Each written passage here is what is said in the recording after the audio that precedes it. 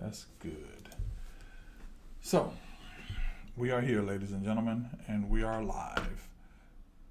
Many of you got a message from me that said this is the beginning of your training, and I want to make that kind of clear.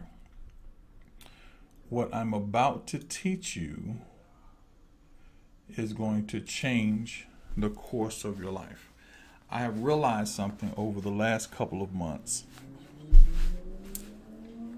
And what I realize is we have found ourselves in a position where we want God to move, but we're not prepared for his move. Okay? We want God to move, but we're not prepared for his move. And the challenge that happens with that is, how do we get to a point where his move happens the way we need it to happen and happens at the level that we need it to happen? And so today, I'm going to teach you really, and I'm going to come from a very interesting passage. Those of you that know me don't know that I don't really do the Old Testament over the New Testament. I believe that these are principles, and I believe that these principles are necessary in order to fulfill what is called or what you're called to do. So today I need you to make sure, if you do nothing else today, I need you to make sure you write. Make sure you write. If you do not carry a Bible, if you do not have a Bible, I'm going to advise you to find one of these days. I'm going to advise you to get you a Bible, because what I'm going to teach you, you need change, I need change, we need change. And so in the midst of those people that need change, I need us to be in a position where we can actually change. But there's so many things that have happened to us, so many situations that have taken place, so many circumstances that have changed us, that we're not changing. We want to change, we desire to change, we look for change, but we're not really changing. And so what I'm going to teach you tonight, or today, I was looking at my nighttime. What I'm going to teach you today is 5 principles, 5 very important principles to help you get to that place of change. Principle number 2, we're going to stay on a little bit longer than we stay on the other principles. Principle number 3 may get there. So if you're not on the YouTube or on the app, for those of you that don't know, we do now have an app. And if you get an opportunity to, you need to maybe go and download that app. Download it. It's one of the things that we're using so we can unify that app. So get that app. If you don't have it, it is on there. You can simply see it here. Go to the app. Go to the App Store and type in Higher Standards. You'll see it, and you can be a part of these things. And you can go back and listen to them a little bit later. So that being said, so let's go to Ezekiel. Let's go to Ezekiel. Now, when I was little, they used to sing a song said Ezekiel saw the wheel way up in the middle of the air, and there's a whole bunch of speculations behind what Ezekiel saw and whatever Ezekiel saw. So I want to take you to Ezekiel, the 37th chapter.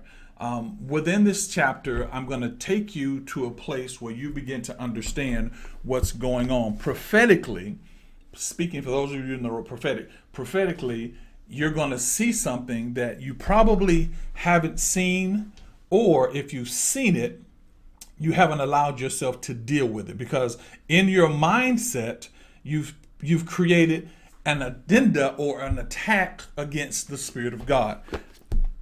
We all have. Don't take it personally. I need you to put your big boy pants on, your big boy underwear, whatever, because I need you to understand we have stopped the move of God in our lives in the name of being comfortable, being okay, making sure people are happy, and all those things. This particular passage in the chapter in the book of Ezekiel does not talk about the people that are around you. It does not talk about your circumstances. It does not talk about your situations. What it simply talks about is your connection between you, God, and his miraculous.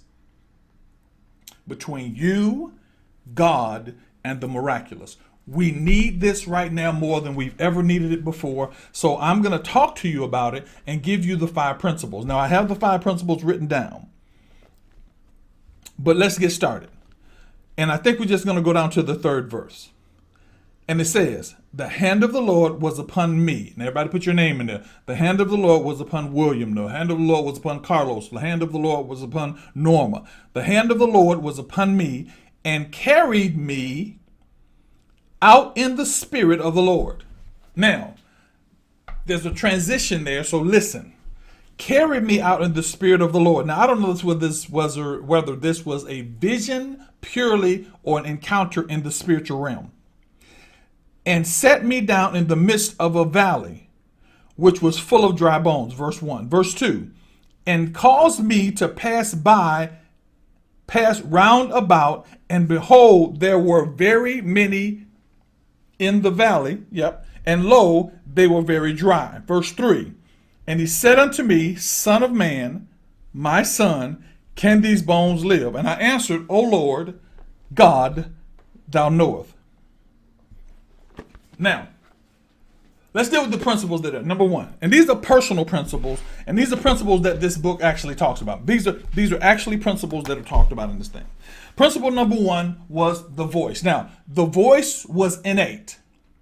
The voice was innate. Now, why was the voice innate? The voice was innate because innately, in order for God to move you from one place to another, it has to be spoken. So the first principle is, are you listening for the voice? Number 1, if you want to change something, you look for the voice. Corinthians says there is no temptation that is taken you, but such as common unto man. But with the temptation, he'll make a way of escape that you may be able to bear it. Look for the way of escape. Look for, hallelujah.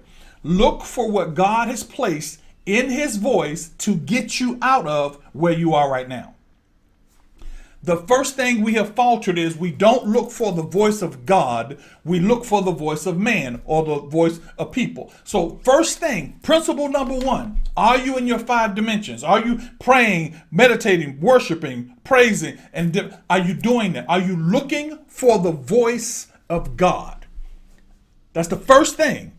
If we're not looking for the voice of God, we are bombarded with past, present, and hopeful future.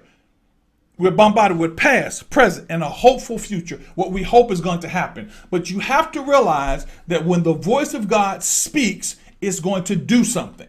So you are looking for the voice of God. He that hath an ear, let him hear. Why? Because within that voice of God, you transcend logic. I love people to say, oh, God gave us logic. Listen for the voice of God. Principle number 1. Make that your primary purpose when you wake up. Don't listen to what your body has to say. I don't care if you got to go to the bathroom 20 times. Don't listen to what your circumstances say. Don't listen to what your situation says. Don't listen to what your past says. Listen to the voice of God. Number 1 principle. If you do not take number 1 principle, every principle after this will be determined by how you feel about it.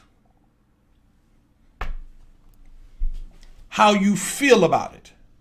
For those of you right now that are in situations and circumstances, you are not seeking God's voice. You're seeking forgiveness or relief from your situation. So first thing you have to do is go, I don't care about the situation. I don't care about the circumstance. I need your voice. And you stay there until you get that voice. You are consistent until you hear that voice. And once you hear the voice, the next step is, my brothers and my sisters, is to cultivate the communication with that voice. Cultivate the ability to hear it in every situation, every circumstance. When I wanted to begin to hear God's direction, I began to put myself in a position where only his direction could get me out. I began to put myself in a situation where only his direction can get me out. I told those of you that may know the story where I was catching the bus, and my bus ride in Atlanta was in Little 5 Points is what they had called it then. And in Little 5 Points, that ride would take me from one point to another. So what I would do is I would say, God, I want to hear you. Tell me when the bus is going to come. Tell me when it's going to happen. Tell me what's the next move. Tell me what's going on. And I would walk down the street and I wouldn't even look back. I would just wait for that situation to take place. I would just wait for that circumstance to happen. I love you. Pop-up is working. Okay? All right, bye. I would wait for that situation to happen. Close the door, baby. I would wait for that Punky Bets, close the door. I would wait for that situation to happen. She's been with us for a couple of weeks, and she's about to leave in a few minutes, and I'll be here when she leaves. I was waiting for that situation. I was waiting for that circumstance. I would wait for it. And when you wait for it, you find yourself listening and purging yourself through all the situations that will come before. So the first day I was there, I'm there, I'm waiting. I said, God, tell me when the bus comes. The bus zipped by me. Went right by me. Second time, God, tell me when that. I start changing my thing. I said, okay, maybe I'm not praying in the spirit. So what I did this time is I prayed in the spirit. This happened for about a week. For about a week, I was changing my mechanism. I was changing my form. I was changing everything so that I could get God's power and hear his voice. Are you changing, or are you just getting mad and saying, I'm going to go another way? Are you trying to maneuver around and figure out how to get the voice of God? Are you simply getting frustrated because you don't see it happening when you want it to happen? Until one day I'm walking down the street, because it's about a mile walk. I'm walking down the street and I hear the Lord say, bus. And I turn around. Not only was the bus coming, but the bus stopped where I was. Because he didn't only give me the voice, he gave me more than the voice. I need you to understand, principle number one is listen for the voice. Some of you are looking to go other places. You want to move. You want situations. You want cars. You want circumstances to change. You have to listen for the voice. Now, I'm going to tell you something interesting about the voice as we go on a little further. So number two, let's read on. He said, now, if you look at this passage, he said, and the hand of the Lord was upon me and carried me. Now, we're going to jump forward. Out in the spirit. What is your spiritual culture? Number two, ask yourself, what is your spiritual culture? See, there's the African American culture. There's all these different cultures. Number two principle is learn your spiritual culture. Cultivate your spiritual culture. What is your spiritual culture? Your spiritual culture is how you operate spiritually on a daily basis. And how does that pour into who you've been called to be? See, your spiritual culture sometimes will deceive you, because you will think your spiritual culture is going to line up with what you like and what you dislike. But your spiritual culture always lines up with the promise. It always lines up with what he has for you. It always lines up for where he wants you to be. Sometimes in your spiritual culture, you have to let go of people. And you have to let go of circumstances. You got to forgive folks. You got to let stuff go. Why? Because your spiritual culture is only focused on getting you where you're supposed to be. You can't start holding people accountable because you didn't do what you were supposed to do. Well, what about you? That's not the culture. The culture is, how do I live as a person that can give things, change things, and my life can be different? I change my spiritual culture. Some of you have to. Some of you have to, because circumstances that have happened in your life, those situations and those circumstances have put you in a position where you are now believing that that's going to happen to your life consistently. The man left you. You think all men are going to leave you. The woman left you. You think all women are going to leave you. But what you have to realize is your culture says, this is how I live. It's the integrity of my life when there's nobody around, when there's no situation, there's no circumstance. I don't let anybody have more power over me than my spiritual culture. My spiritual culture means how I breathe, read, move, and all of these things are pointing in a direction. Is your life kind of all over the place? Is your life all over the place? Because some of you, your life is just all over the place. And it's all over the place because you don't have a spiritual culture. You've adapted to the worldly culture. You've adapted to the situations and the systems that you're part of. You've adapted to whether you should wear saggy pants or no pants, or whether you should wear a tattoo or no tattoo. You've got caught up in the culture. Ephesians says something very interesting, and I'm going to share this with you. Look at Ephesians, the 2nd chapter. We're going to go to Ephesians, the 2nd chapter, the other E. Ephesians, the 2nd chapter explains this quite well to us. And what it says to us, watch this. Okay, follow me. I want you to follow me. Okay, Ephesians the 2nd chapter says, okay, he said, he that quickened you, 2nd chapter, 1st verse, Ephesians 2nd chapter, 1st verse, and hath quickened you who were dead in trespasses and sins, verse 2, wherein times past you walked according to the course of this world. The course of this world, according to the prince of the power of the air, the spirit that worketh in the children of disobedience. In times past, you walked like that. Now you're walking like that again.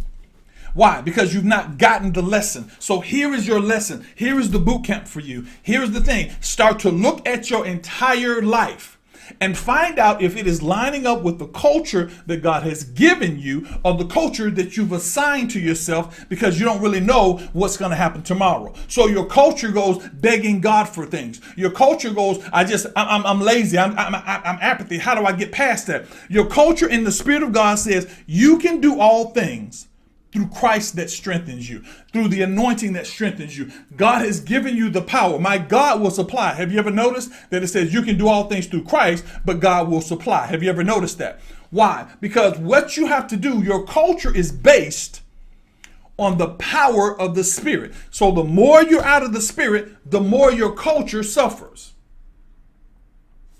The more you're out of the Spirit, the more your culture suffers. Because here's something that I begin to learn. I had to learn something because I'm letting people operate on their own. This is your vision, work your vision. This is your vision, work your vision. Here is what's really interesting to me. When it comes to what we have to do for the organization, when it comes to what we have to do for things, when it comes to the Spirit of God, we are single-minded. We can't do more than one thing. And the bad part about that is every other situation we do more than one thing. When you are not a part of the Spirit, you will work and you will follow your vision. You will take care of your kids, you work, you'll follow your vision. But when it comes to the things of God, all of a sudden we can't do nothing. We don't know how to do nothing but one thing. You can't read, pray, and study at the same time. Why? Because it's not fulfilling to your flesh. It has to be fulfilling to your flesh or you won't do it. Why? Because the frustration comes in because you're not connected to your culture. You're connected to the way you did it in the past, the world that happened, the situations that took place. And now your life is the same thing it was last year, year before, and year before. So you begin to commit to do something different, but you never do anything different. So what you do is the same pattern, and then you expect this pattern to take you someplace else. Oh no, baby, I'm not talking just to you. I'm talking to William Dallas as well. Why? Because every time somebody comes to me and says, well, I believe God has called me to this. Okay, well, you go do this. No, that's not what God called you to do. That's a part of it, but God has called you to do more than just one thing. Oh my God. This culture tells you that you have one vision, and that one vision, what is your one passion? Your passion is to be where God needs you to be. The next thing you have to do is operate in the Spirit. 1 Corinthians says this, I have not seen, ear have not heard, 1 Corinthians 2nd chapter, I have not seen, ear have not heard, 9th verse, neither has entered into the heart of man what God has prepared for them that love him. That comes at a point of barraging of information. It becomes a barrage of information. So you're now all over the place because you don't know what God wants from you. Then verse 10 said, but it is revealed by his Spirit. For the Spirit searcheth all things, yea, the deep things of God. So the spiritual culture has to be in the point where there is a revealing of God's purpose and plan for your life. See, you have to understand, well, how they have you fooled is all the fast food restaurants are under 3 major companies. Oh, no, baby. Pizza Hut is not against Little Pizza Inn. Kentucky Fried Chicken is not against Wendy's. They are all one company. But if they created competition and a barragement in your mind, you in turn be saying, I'm a Church's person. I'm not a Wendy's person. When in actuality, most successful companies, successful people do more than one thing. Guess what? I've written movie scripts before. I have books. I have poetry. I've done comedy. Why? Because you are so vastly talented in the Spirit that you can do more than one thing. But what happens to you is you get so caught up in the frustration because you take everything as an attack against you when you don't understand that it's the Spirit trying to stop you from being all God called you to be. Some of you think that you're supposed to be a preacher when you should be learning how to ballroom dance. Some of you think that you should be ballroom dancing when you should be making clothes. See, when you expand your mindset, you understand that in the spirit, you can do it all. But what happens in the spirit, because in our carnal mind, we are so off the beaten path because we're not organized. We're not organized. And the reason we're not organized is we never operated in the spirit before, and we don't know what it's like to operate in the spirit. Yes, you know how to go to church. Yes, you know how to get up and praise when they tell you to praise. Yes, you know how to do all the rituals there, but you've never been taught how to walk in the spirit. Welcome to your class. Oh, you think you walk in the spirit? Yes, you do. You think you walk in the spirit, but let me give you a test. Somebody says something to you that's out of color, like, oh, you just stupid. And do you get angry or do you get spiritual? You're riding down the street, somebody hits your car. Do you get angry or do you get spiritual? Somebody tells you something about me. Do you get angry or do you get spiritual? See, you have been taught how to have a little bit of spirit and a little bit of flesh. You've been taught how to do something that satisfies what hurts you as well as fulfills your look of the spirit. Why? Because you've never been taught how to live in the spirit. And that principle, number 2, is the principle that causes you to do something great. Listen to me, my brothers. Listen to me, my sisters, very closely. Hear me prophetically. If you want to hear something prophetic, hear me prophetically. The answer to your question has been around you since you asked the question. The answer to your question has been around you since you asked the question. But what happened is when the answer came, you didn't like the answer because it didn't make sense. And when it didn't make sense, you took the answer, moved it apart, and then created your own answer.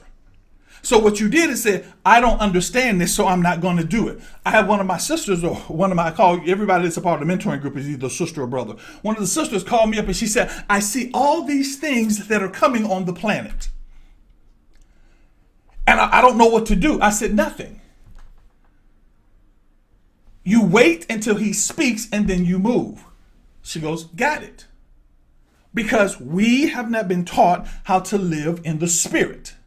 See, the thing about me is the reason he didn't let me go through the way the church taught is because God was teaching me spirituality first. I learned spirituality before I even knew what a church was. But see, the thing is, I wasn't learning spirituality through auras and through mantras I was learning spirituality to plug directly into the Spirit of God, connect my spirit to his spirit, tighten the screw, make sure that I was getting flow and downloads from the Spirit. So when things happened to me, I didn't look at them because they were natural. I looked at them because they were in the spirit. So when something happened, when they told me they had to cut a hole in my nose, when they told me that I had an infection that was going to kill me, when they told me that my blood was poisoned, I didn't look at the natural by getting mad and say, God, why would you do this to me? I start saying, I'm in the spirit. If this is how you're taking me home, I will see you Friday. Because if you don't establish a spiritual culture, you are destined to live a carnal life. Write that down. If you don't establish a spiritual culture, you are destined to live a carnal life.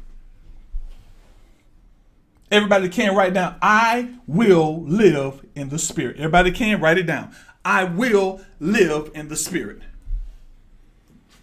I will live in the spirit. If you can sit down, you write it, type it. I will live in the spirit. Why? Because if you don't live in the spirit, honey, all the things of your past, please hear me, bro. All the things of your past, all the situations, all the circumstances are going to press on you. And some of you, they're going to press on your flesh. So your body begins to respond with ulcers and sickness. Why? Because your body is not designed to handle the power and the weight of the flesh. So if you don't do this, you are succumbing to the ability of the flesh to take control.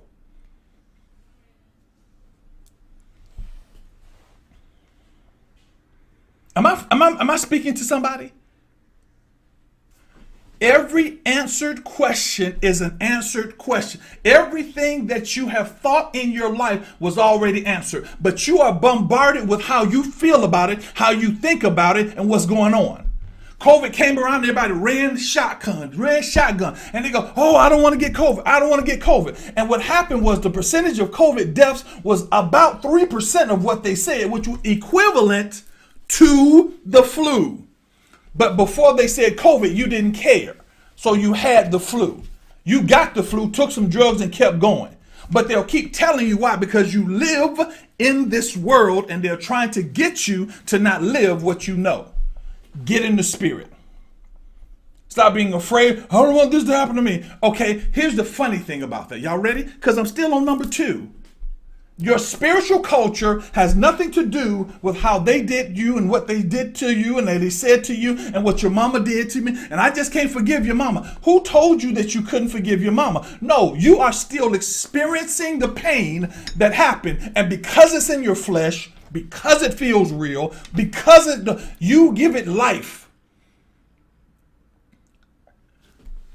Pay attention to what I'm about to say to you. Anything you give attention to, you give life to. So if any time it comes up and your mother did something and it bothered you, begin to bombard that emotion with how much you love your mother, how much you need your mother, and begin to think about those new things, those things that she did, however few they were. Not that you accept her, but you take back control of your body and you line it back up with the spirit. I don't hate anybody. I don't dislike anybody. I've asked people for help and they've turned me down. People that robbed me, they've done me down. A person tried to put me in jail.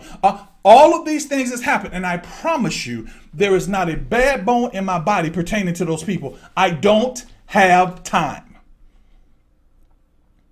The call on your life has to stay within the culture of the spirit. My spiritual culture says, forgive my debtors as he forgives my debts. So I don't have time to give you power for me to be hindered by my unforgiveness of your situation and your circumstances. I don't have time to get caught up in people that how they treat me and what they say to me and how they say it. Why? Because I only deal with right now in my entire world. Let's be nice. I have 189,000 people following me on TikTok. That's as magnified as I am. But guess what? There are 3 billion people in this country. And I have not 189,000 is not the number. But they got you so closed in because your spiritual culture is for you, your foe, and no more. So you live that culture. You breathe that culture. You act that culture. But today you stop that culture. You stop the culture that says you're afraid because the enemy got you by attacking your body. Go look at Job. When the enemy came to Job, that principle is what I want you to know. First, he said, I will attack the things around him. He'll curse you to his face. Then the curse. He said, then I'll attack his family. He'll curse you to his face. Then hallelujah. Then just saw an angel. Then he said, if I touch his body, he'll curse you. He tried to get you, people that are dealing with physical ailments. The enemy has been trying to get you. So he couldn't get you in those areas. He's now touching your body. But if you look at that story, the principle says, as he touched your body, he eventually was healed and got double what he lost. Welcome to the training. Get off your lazy tail and start living the power you have. Stop complaining about not being able to do it and do it. I got up on Friday. I got a bike, a great bike, and I'm going to ride my bike. Do you know all the things that attacked me? First of all, the bike wouldn't do something. Second of all, I couldn't get it down the stairs. Then it was waking everybody up, and I'm going, wait a minute. You don't stop me by putting things in my life that don't have power in my life. Stop it. Stop it. Stop explaining your way out of loss and give your room for the culture of the spirit. And the culture of the spirit is not you got a 5-4 ministry call. Get over it. Get mad at me. I do not care. I've had to talk to God about this. It is not what people call me. It's what my heart points, because my culture is not defined as the world defines it. It's amazing to me. There's a culture side of the religion that you just call them Creflo, or you call them Noel Jones, or you call them, but we get over here and everybody says the respect to me is to call me this, this, this, this. Yes, I carry that mantle, but you don't have to call me that. If I've defined you and made you call me that, I'm still living religion. Does that mean I'm not that? No, that does not mean that. But that means that there is one more step that separates me from a clear flow of culture and the spirit in my life. So principle number 2 is establish your spiritual culture. And I can deal with spiritual culture for a long time. Number 3, God's ability in competition with logic. Everybody can type this. I'm not logical, I'm spiritual. I'm not logical, I'm spiritual. I'm not logical, I'm spirit. Write it down. I am not logical, I'm spiritual.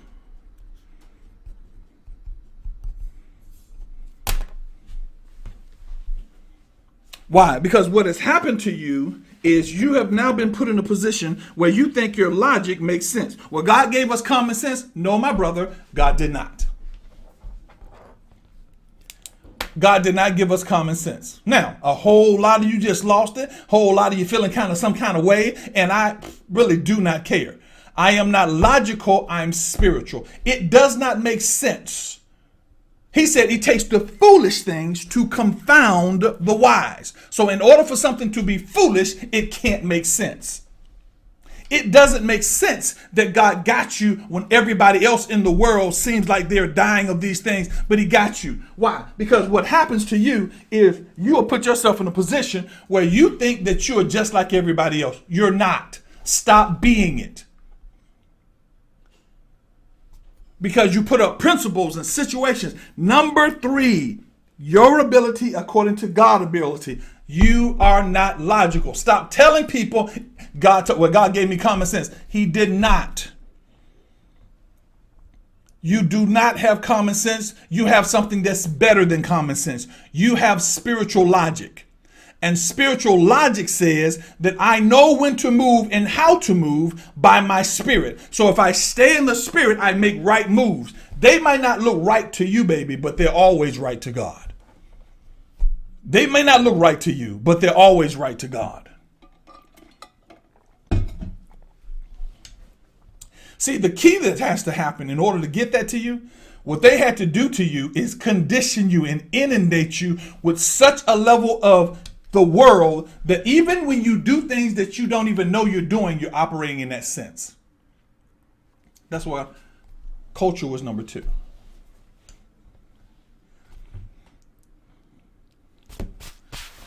Now, here's where things are going to get a little shaky for some of you.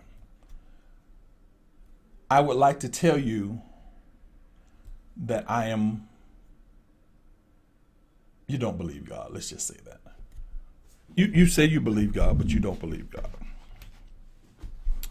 You believe God as long as it is outside of the fact of who you are. You believe God as long as you don't have to deal with anybody else. But you don't believe God, seriously, you don't believe God because other people are involved. You don't believe God because other people are involved.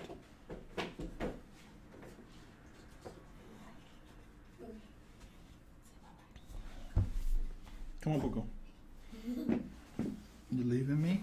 I love you. Bye. You want bye-bye? You coming back? Yeah. Okay. Papa, gotta finish. My shoe keeps falling. I know. You get it? There you go.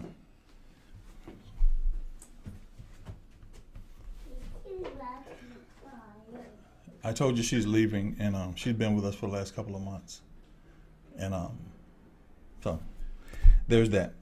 That little sadness hit me because I'm going to miss her. we don't believe God.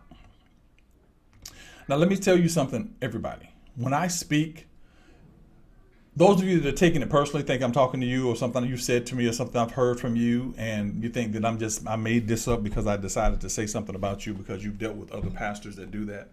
Get over it. It's not me. I'm not the one that hurt you. I'm not the one that lied to you. I'm not the one that broke the situation. I am the one that is attempting to help you. I am the one that is attempting to take you to the next level. Now, I'm going to deal with number 3, and then I got to stop. I made a promise to myself that I wouldn't keep you guys here 5 and 6 hours trying to teach you everything that I want you to do. So I'm going to deal with number 3. Number 3 is the ability of God. It's the ability of God. Here it is.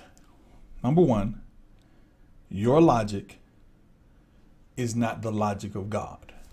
Your logic is the logic of what you've established around you, what is common sense or what is commonalities to you. You have taken that commonality and you've established principles that will keep you from having to trust God, because we don't want to trust God. We don't want to trust God, and we've never been taught how to trust God. We've been taught how to trust the system. So all that has to happen is a system is put together, and as long as that system continually moves along the path, that system works. We haven't been taught the veto power of God. God has veto power. God can say, no, we're not going down that road. No, we're not going to do this. But the challenge that happens is the spirit is fighting you, and the spirit is fighting the spirit, contrary spirits. Why? Because you don't want to follow that process, because you think your abilities are more than God. So if you want something from God, you then put yourself in a position where what you want from God becomes more important than what you need. What you want from God becomes more important than what God leads you to do, how he leads you to get it. Listen, there are 3 areas you need to understand: your trust of God, your training, and your trial. Your trust, your training, and trial. Write that down. Your 3 places you need to understand you have to trust God. Your trust level, your training level, and your trial level. Your trust level means you trust God without reservation. But because you haven't been in the spirit, you don't hear him like you need to hear him, because you want to hear him audibly at every moment instead of fulfilling what he tells you. So your trust level is low. You believe him. You know he's real. So you gauge your life according to him being real, but you're not trained in how to hear him. See, we are trained. We want to be trained in how to do everything else but how to hear God. So if I tell you, and this is William, if I tell you I'm going to do a training on how to hear God, it's going to cost you $12,000. You concentrate more on the $12,000 than the training. If I tell you in order to do this, get up every day, walk and sit under a tree and pray, you concern yourself with how that feels to your flesh more than the training. You've not been trained. See, what I had to realize, William Dallas, is I had to become militant in my ability to do what he called me to do. I had to let go and cut off when he said let go and cut off. Why? Because if I don't let go and don't cut off, I miss what he tells me. So the first thing you have to do is make sure that your trust is high. How's your trust high? When you hear it, do it. What's the 3 things I told you? Listen consistently, think briefly, move quickly. And the second thing is training. Train yourself. Follow the training. How many of you have listened to the videos over and over again till they get into your spirit, till they become a consistent conversation with you, till they become something that you hear, and when you hear it, you hear exactly what God is saying? How many of you have taken time every day to either read or pull up a CD or pull up and just sit there? It's boring. I know it's boring because training always is, but you understand the consistency of it. You ever watched a movie and we watch it the second time as something you didn't see? You ever went somewhere and go, man, I never even knew that house was over there? Because sometimes your psyche will focus so hard on one direction that you will not be able to see anything outside of that. That's what the world is hoping for. That if I keep giving you stuff that is shiny and flashy that you never see. How many times are you spending just you, God, a video? How many times do you spend in your time of meditation? Are you really setting and following the culture? Are you training yourself to hear in the spirit? Are you training yourself what the doctor said? I don't want you to die. I have no desire for anybody to die. I don't have to be right. But my brother, my sister, I need you to hear me. Either he's God or he's not. If he's not God, just go do what you're going to do. But if he's God, give him the liberty and the freedom to show you him he's God, or to show you he's God. Because there are things right now where you feel like, man, I should have done that. I didn't do that. I should have done that. I wish I had done that. And so now you regret. There's no such thing as regret, and there's no such thing as guilt in the culture of God. Write that down. There's no such thing as regret, and there's no such thing as guilt. If I knew what I knew now when I was younger, I'd be a different person. You know it now. What are you doing with it? You know it now. What are you doing with it? Because what you've done is you've gauged your age to be a place where you can't move any further. So you know it now. What are you doing with it? Okay, now you know it. What are you doing with it? Or are you telling yourself in another 15 years, if I know now what I knew, if I know what I know now. Okay, you know, what are you doing with it? What are you doing with the information that you have right now? You're not trained. You got to train yourself. Do you know the difference in where I am and where I was? And where I was training. And where I am, I'm trained.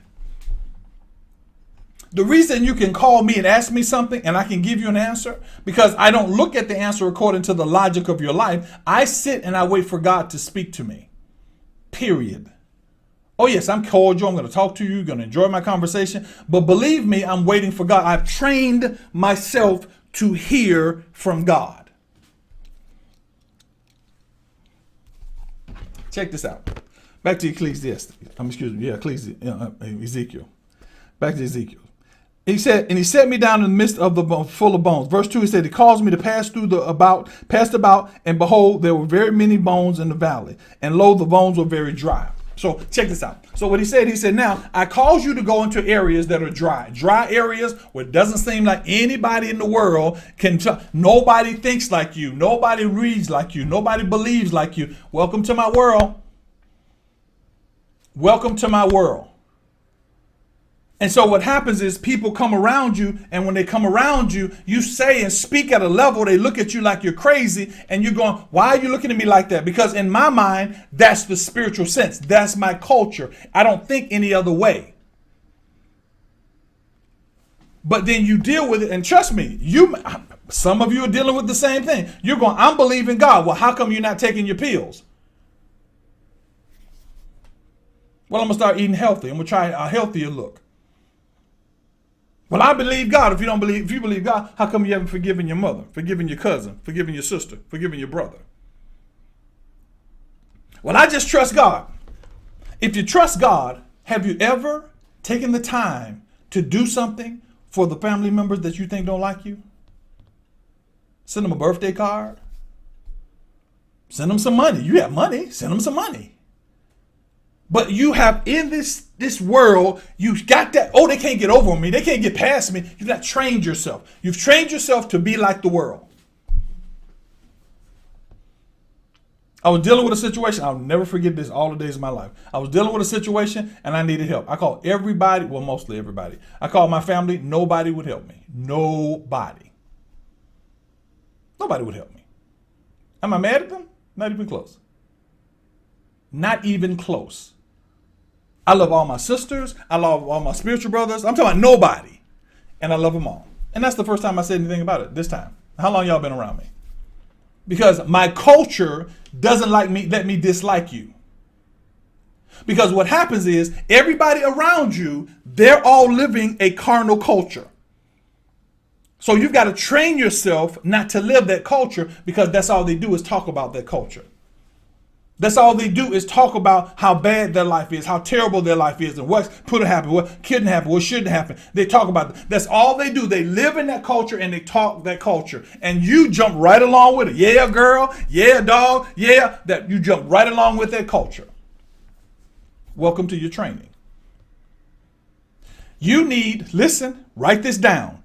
There is a plethora of videos on my YouTube.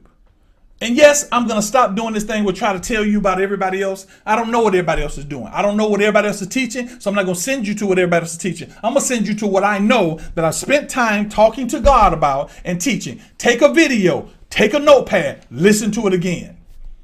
After you listen to it again, go get your cash out, send a couple of dollars, say, appreciate you, Uncle Dallas, for doing what you did. After you send a couple of money, go outside and walk around and start appreciating what God has done in your life. Train yourself in the right culture. Stop living this broke, poor, no God, no nothing culture and live a culture that changes the world. After you do that, you watch your video, send a love offering because we need it. After you walk outside, go tell somebody what you just learned. You know what I just learned? I just learned that I don't live in this world. I'm living about this world. Create a culture that moves you to the next level. Create a culture that changes you. Now, some of you just got upset right then. Change that culture. See, I know people that don't live spiritually because they take one point out of a conversation and they hold on to that point. Why? Because that's how the Spirit dilutes you. He gets you to look at that one point. Why he got a black vest on and you missed everything that God is trying to tell you? Everything. Why do you take his glasses? Everything. Why? Because you have not trained yourself to a point that you live a spiritual life. You've trained yourself to protect yourself from what everybody told you was the enemy. There is no enemy, my brother. There is no enemy, my sister. The enemy is between your ears. Final thing. Learn to trust, train, and trial. Trial. And there are two ways I want to hit this. The first way I want to hit this is put yourself and your situation on trial. Put it on trial. Put your situation on trial. And the second thing is try what I'm telling you. Try it. Try it. Give it a trial. Try God. See if you're going to be God. God, if you're God, be God.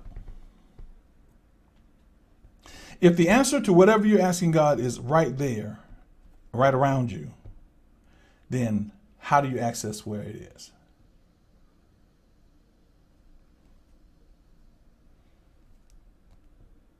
Try God. Try it all.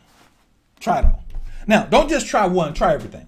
Try number one. Here it is. I'll give it to you. Right? You ready? Go get a video every day. If you are part of this, if you're part of our training class or mentoring class, get a video. I don't care. Stop getting caught up in what people didn't do to you, what didn't happen, nobody's trying to rob you. I don't want what you got. So stop trying to think I want what you got. Okay? Stop trying to think that everybody's trying to get you. That I saw people going out and saying, look, wait a minute. First of all, they've already told you that the masks don't work for COVID. But y'all constantly wearing masks. And it's okay. There's nothing wrong with that. But don't let your wearing of masks stop you from doing what the culture tells you to do. You follow me? Some y'all sitting out there, you're taking all we know drinking water helps you, but you don't drink it because you don't like the taste of it. So you will eat pills because they tell you to take pills, but simply drinking water on a consistent basis you can't do because you don't like the taste of it. You have a spiritual culture. So first thing you do, go down this list. First up, get to the voice, get your spiritual culture, get your ability in God going. But get a video. Take it. Pick one a week. It's a lot of videos. Pick one video a week, sit down with that video, get you a notepad, close off everybody. Even if you got to just listen to the words and not watch the video, put you some headsets on. And what happens is it begins to bombard your mind and begin to shift your culture to the spirit. Because as you are listening to it, you are hearing unconsciously how to operate in the spirit. And after you do that, get up, send a love offering, be grateful. Just be grateful. Be grateful. Just say, hey, you know what? This is the thank you. And then go outside and get out of the situation. Get out of the surrounding. If it's raining, baby, go walk in the rain. I don't like walk in the rain. If you got a perm, don't walk in the rain. If you got a perm, stay in the house. Or walk on the porch. Walk in the rain. Walk. Just get out the house. Well, I live in the hood. Then you take your spiritual power and go out in the hood and talk to somebody. Just go share with somebody. Hey, my name is Tamika. What's yours? You can tell if people ain't ready to hear it. But honey, if you already got that spiritual thing in there, you'll be amazing how God will make your enemies your footstool. Meaning they will step down and listen to you. You don't know how people view you. Build a spiritual culture. Build a culture that establishes who you are. Stop living the culture of your past. Let your children go. She's grown. He's grown. Let your situation go. It's going to take care of itself. And begin to hold on to God for dear life. For dear life. Begin to hold on to him for dear life. Watch what God will do. Now, for those of you that are taking notes, number 3 is your ability. Establish yourself beyond logic. That's what that beyond logic. You know, you have the Holy Spirit beyond logic. Your Holy Spirit is actually your holy mind. Okay. And number 4 is your vision. What is the vision that you have? Now that you have this culture, your vision has to be reestablished according to the culture. But let me help you out with your vision. Your vision should be vast. You should be able to do anything that God says. So number 4 is vision. And number 5, God's request. He told him, he asked the young man, he said, can these bones live? And he wasn't asking him to see if they could live. He was asking him to see where his mind was. Jesus did it when he was talking to the disciples. He said, who do men say that I the Son of Man am? God will put you in a requested position so that he can see where you are spiritually. Are you operating in the culture? And not so he could see it, so you can see it. And if you go down, he said, thou knowest God. God you know. And he goes on, he said, then prophesy. Decree. Same thing. Pray, meditate, praise, worship, prophesy, decree. Decree it. Don't just decree it one time. If you do this every day, you could decree it every day. Every day. Knees don't hurt. Body, regenerate. Your cells in your body are talking to each other. They've been talking to each other for years. But you got to get in on the conversation. Start telling your cells what you want to happen instead of letting your cells tell you what's going to happen. Stop letting your situation tell you what's going to happen instead of you telling your situation what's going to happen. I got up this morning and I was trying to stand up, and I'm standing up now and my knees started to bother me. And I said, nope, stop it. Knees don't bother me. We don't even have that problem. And then I let it go. I didn't think about it anymore. I didn't try to figure it out anymore. I didn't try to, glory. No, I just let it go. Why did I let it go? I let it go because I know that God got me. All right. Now, I do transcripts of these videos.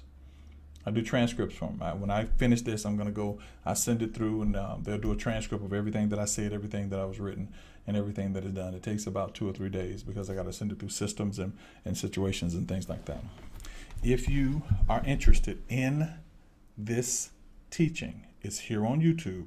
But if you want the transcripts, I'm going to ask you, those of you that can, those of you that are not a part. Well, you know what? I'm saying that those who are part, everybody, because I need everybody to get into your culture. Let the culture be there. Because when you were in the world, you did everything the culture said. We went to club, 11 o'clock. You followed the culture like it was nothing else. That's what the scripture said. He said, in times past, what used to be yielded to the world, now yield yourself to the Spirit. So everybody that can, if you want culture, if you want a copy of the transcripts, I need you to let me know. I need you to let me know. And those transcripts you can use, and you can go through them, and you can hear what you need to hear. But if you don't need the transcripts, go listen to this again and again and again and again. I'm going to do this a second because I need to take care of, I actually need to go over 3, 4, and 5 again. So I'm going to do 3, 4, and 5. So Tuesday we'll do it 3, 4, and 5. We'll go over 2, 3, 4, and 5. Now, that's it, guys. I appreciate everybody for stopping by. I appreciate everybody for joining us. Yeah, I got about 5 minutes. I appreciate everybody for joining us. Everybody that can, if you are not a part of the app, go and download the app. If you are not a part of the app and you want to give, there in the bio, it's higher HSOlife. HSOlife. A workman is worthy of his hire. HSOlife. So everybody that can, a HSOlife. All right? And do something. Cash App something. All right? Cash App, go through that. Send something today. I don't ever like to spend time. So it's HSOlife. Send something today. All right? That's it, ladies and gentlemen. I love you guys very much. I appreciate you so very much. I thank God for everything that he's doing through you guys and everything he's doing through us. If you have any questions, comments, concerns, then let us know. Like I said, those of you that know the email, just go ahead and send me an email, and I'll make sure you get on the list. Make sure you get on the list. But send a donation. Send a donation. I do not care the size. I do not care the size, but you have to get into the habit of sowing and letting God do what he's going to do. Giving and letting God do what he's going to do. You got to change your culture, because our culture is hold on. Don't let go. Hold on. When the culture should be saying, I give everything to God and God returns it to me. That's the culture. All right? Is that okay? Is that okay? I appreciate you. Thank you for those of you that are new, that got an email from me or got something from me and came and listened to us. I thank you so very much for it. I thank you for the TikTok people, the Instagram people. Make sure, if you are not a part of the mentoring group, let us know whether you want to be a part of the mentoring group. The mentoring group is going to change, you guys. I already said it. It's going to change. And I am sitting here. Me and the printer are having a problem with printing books. Whoo-wee. Whew.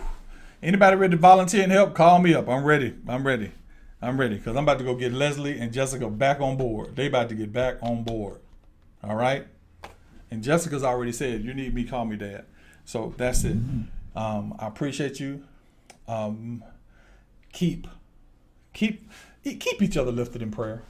Keep each other lifted in prayer. Before the end of this month, I'm going to put together the next spiritual retreat, and I'll give you dates on it so everybody can start paying toward it now. You can start paying toward the spiritual retreat. And it's going to be here again. And so that way you can kind of do it for those of you that missed it. Plus, it gives us a lot of time to plan it. All right? Okay. All right. I thank you very much, guys. I love you. I appreciate you. And you enjoy the rest of your weekend or the last little parts. Go do something. Go do something nice. Be a blessing to somebody. Kiss somebody. Love somebody. Hug somebody. And I promise you that God will do it. Remember, change your culture. Change your life. Live a better life. This is just step one of the training, guys. Just step one. Okay? This is just step one. All right? I love you. God bless you.